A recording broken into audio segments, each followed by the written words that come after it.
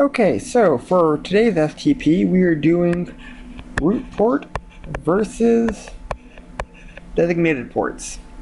So a root port is a single selected port on a switch other than a root switch with the least path cost to reach the root bridge.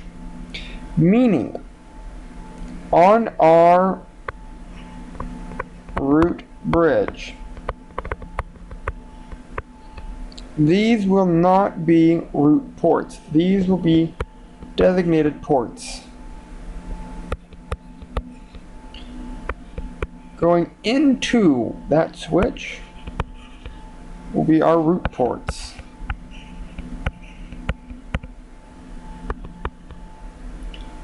An important thing to realize here is a designated port is the port that has the lowest spanning tree path cost on a particular LAN segment.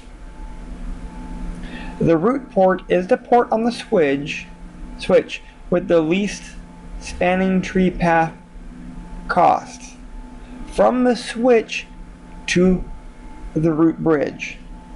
So both are dealing with the lowest path cost, but the root ports deal with on the way to our root bridge versus our designated ports, which are the ports away from our root bridge. An important note, on a single switch, there can only be one root port on a bridge switch. There may be multiple designated ports on a bridge switch, but only one root port. All the ports on a root bridge are designated ports. So on our root bridge, all additional ports are our designated ports. There are no root ports on our root bridge, because again, a root port is the port or the path to our root bridge. A root port can never be a designated port.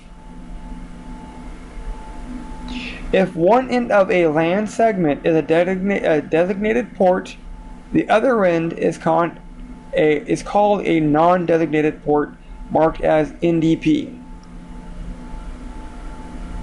So we have an additional non-designated port, which is a shutdown link typically, if it's not a root port. That's it for our root ports versus dynamic ports. I wanted to thank you.